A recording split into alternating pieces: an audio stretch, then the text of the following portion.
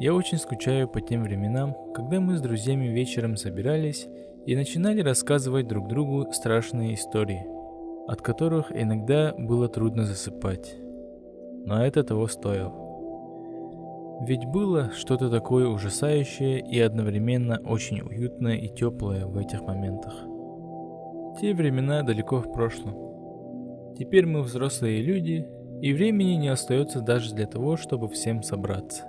Поэтому мне по-особенному нравятся такие фильмы, как «Сеттех», «Нахара», «Иччилях Джет Клаб»,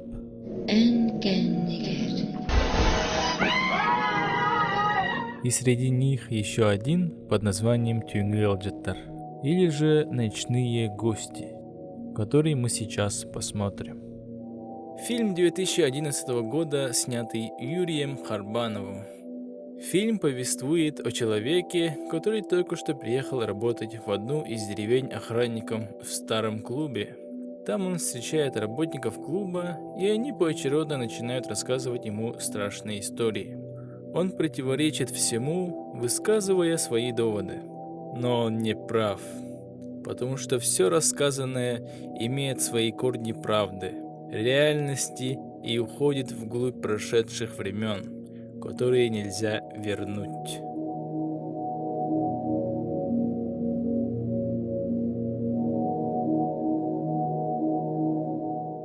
Фильм начинается с охранника, который идет на новое место работы, а именно в деревенский клуб.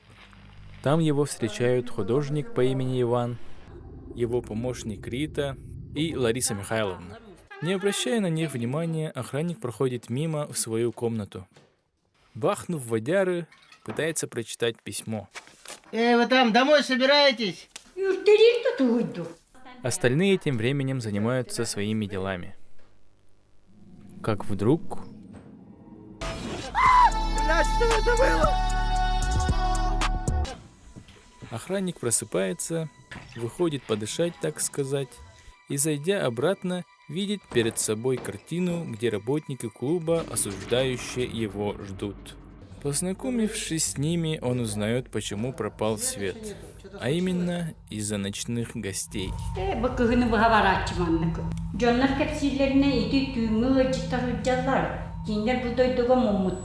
Художник предлагает посидеть и поговорить о страшных случаях. Да не, вы не мешаете, просто как-то все быстро. Вчера город, сегодня клуб. Попить есть что, а пить охота. Попей. Махтал. Попив чайку, наконец начинается первая история. İki ederken bavullah kız balları.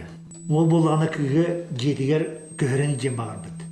Парень по имени Коля приводит свою девушку Нарыю к себе домой для дальнейшего проживания. Там же его настигает флешбэк, где он вспоминает свою умершую мать.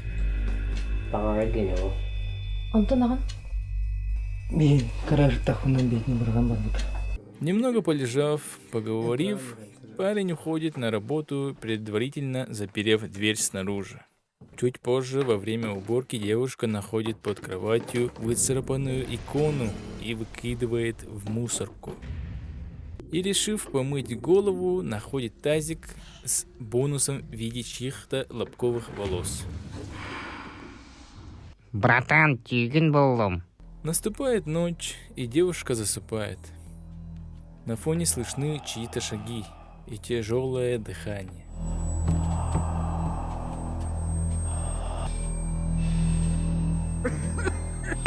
Утром уже прибывший Коля отчитывает Нарию за выброшенную икону. И сразу после этого делает предложение. Нария, мне кирген таханна. Хатанамскайтамат. Ол туй коханна. Бигер сипит барасога иккирей болот. Ну и пусть меня ингланной таптыр болам. Ол такойданым. Даже икона кринжанула.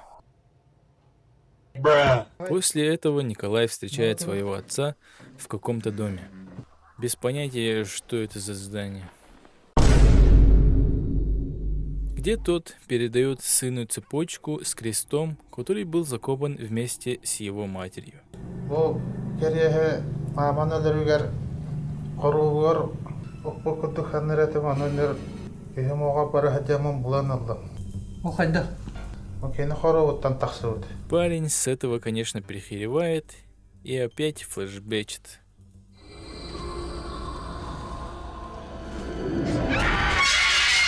Уже ночью дверь кто-то отпирает.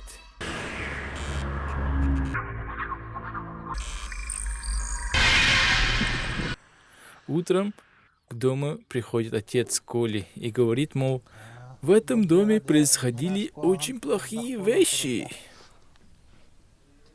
И по приходу сына сваливает. Нария указывает на замок, который был открыт ночью. А Коля в спешке начинает копаться в книгах и достает из одной из них фото своей матери. Я так и не понял, что это должно значить. Затем рассказывает, что один ключ от дома был закопан вместе с его матерью, а второй у него. Плюс каким-то мистическим образом крестик оказался снаружи могилы. Нария реагирует вполне трезво и предлагает уйти из дома немедленно. А Коля... Арсын барып бұд.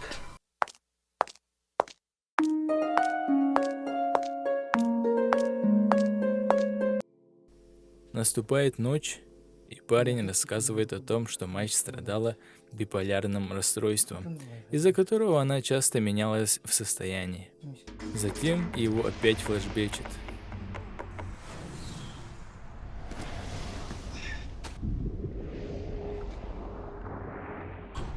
Проснувшись, Коля замечает свою мать и идет за ней. Но в этот момент в комнату заходит мать, то есть Коля.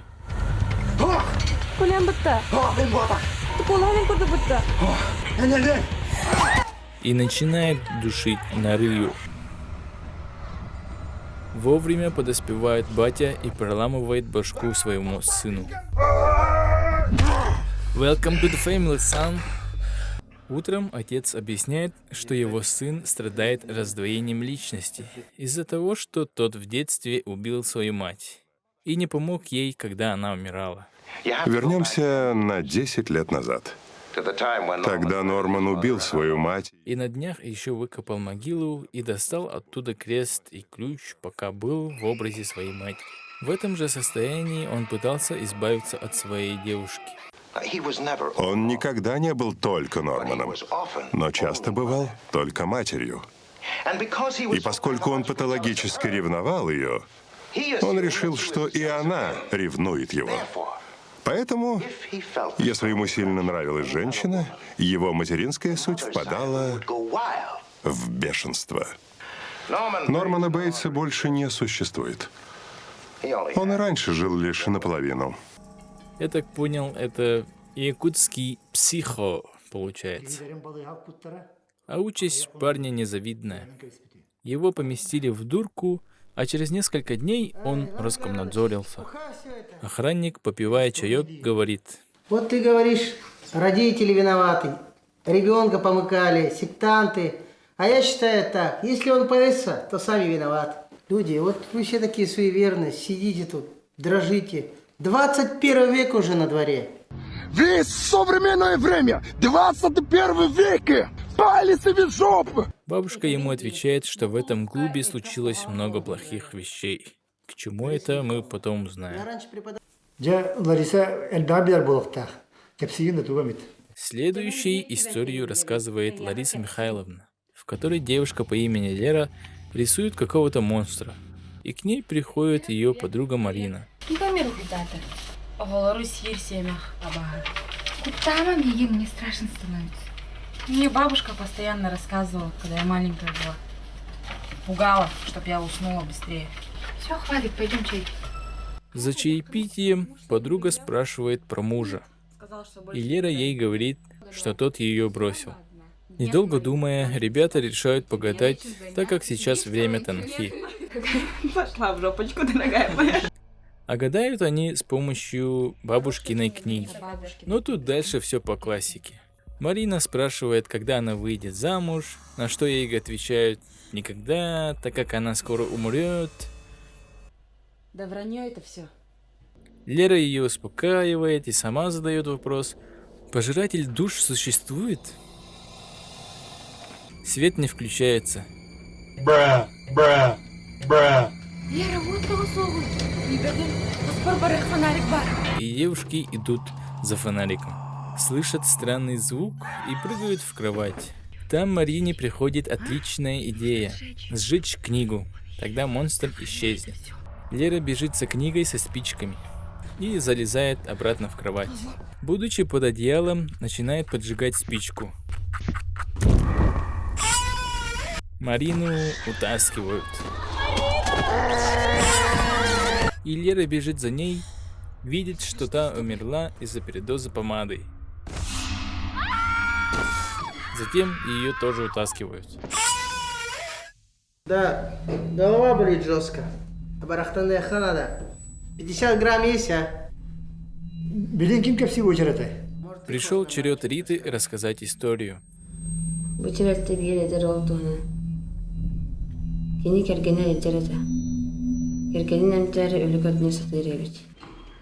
В ней парень по имени Вася приносит фотографии местному Джей Джона Джеймсону. Снимки дерьмо. Дерьмо? Дерьмо. Полное дерьмо. Джона предлагает ему работенку и дает контакты какого-то заказчика. Придя домой к своей больной жене, Вася решает позвонить по номеру и принимает заказ от безысходности.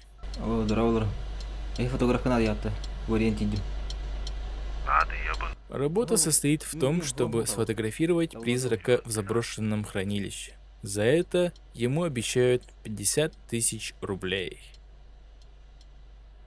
Придя вечером в заданное место, заходит внутрь и встречает своего напарника по имени Кокус. Он утверждает, что видит мертвых людей, и потому будет его направлять. У Кокуса есть теория, что у всего есть память.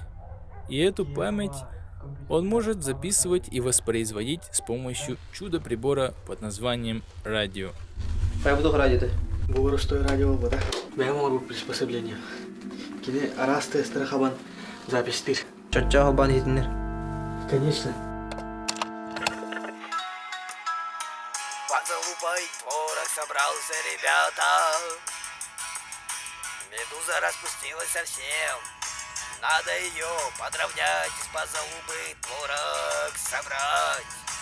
Раньше ты мыла мою залупу сама. Видите? Так это я. Ребята сидят, разговаривают, и вдруг начинается паранормальная активити.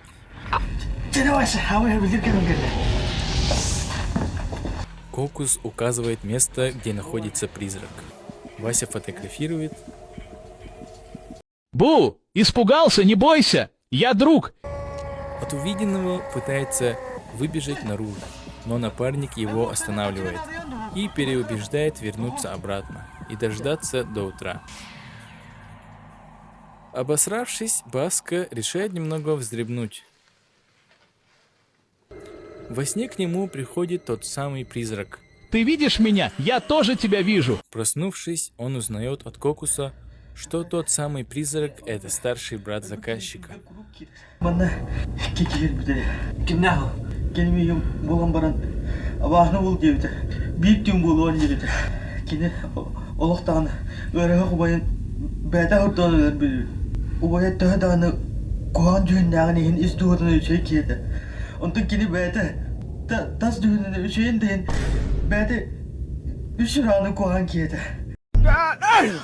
Киевая таскарынны куанба киет. А так эльче жүгәйте.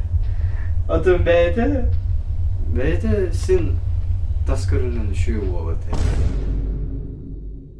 Оны ми жандарга капшеден. Мегенеме. Оказывается, заказчик убил брата и Кокуса в придачу. А сейчас пришел еще и за Васей. И далее совсем неожиданное заявление от 70-летнего пенсионера. Сейчас мы будем заниматься сексом. Баста, Теперь Баска Хотона Багата. Но нет худа без добра, и жена нашего героя чудесным образом поправляется.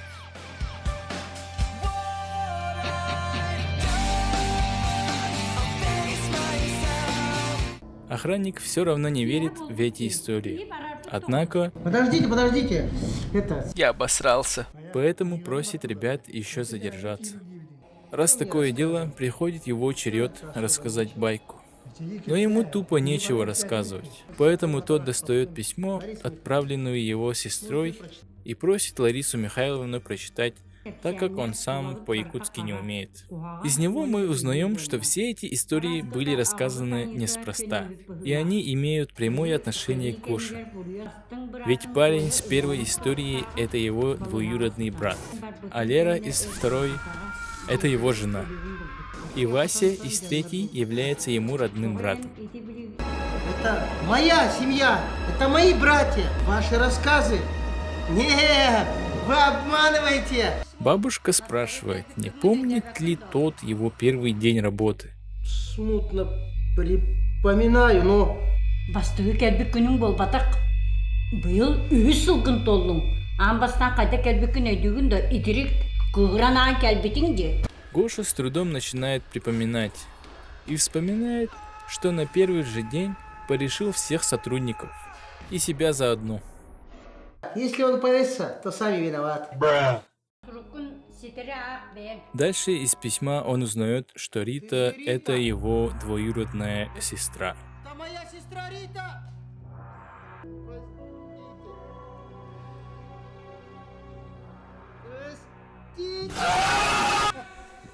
Охранник просыпается, выходит подышать, так сказать, и, зайдя обратно, видит перед собой картину, где работники клуба, осуждающие его, ждут.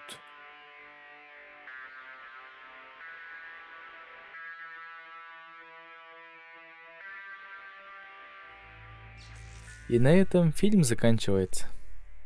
Но круговорот рассказа страшилок для Гоши идет дальше до бесконечности, оставляя вопросы. Охранник, убивший в свой первый день работы столько народу, включая себя, вынужден выслушивать страшные истории про свою семью изо дня в день снова и снова. Казалось бы, справедливое наказание за такое тяжкое преступление. Но дело в том, что он все забывает, сбрасывается до заводских настроек, так сказать. А души его жертв помнят абсолютно все и вынуждены каждую ночь являться к нему в виде ночных гостей, понимая, что это надолго. Так кого в этом случае больше наказывают? Непонятно. Еще сцену с фото из первой истории я так и не понял. Кокус с третьей истории. Мне не очень понятна его мотивация. Зачем он рассказал о том, что и сам является привидением в самый последний момент, когда мог заранее предупредить и спасти Васю? Охуеть, спасибо, конечно, что сообщил. И, пожалуй, главный вопрос, на который у меня сразу появился ответ. Монстр из второй истории. Кто он? А это был Петр Нестерович. Теперь давайте сделаем выводы. Фильм, конечно, неплохой, но как будто чего-то не хватает. Ужаса не хватает и атмосфера не очень. Взять вот выходивший за год до этого Саттах. Вот он был в разы страшнее и атмосфернее. Ну и на этом все, ребята. Если хотите, чтобы видео выходили чаще, то подписывайтесь на канал. Кстати, на Telegram можете подписаться. Туда мы тоже будем всякое выкладывать. И до скорых встреч! Че, давай, брат,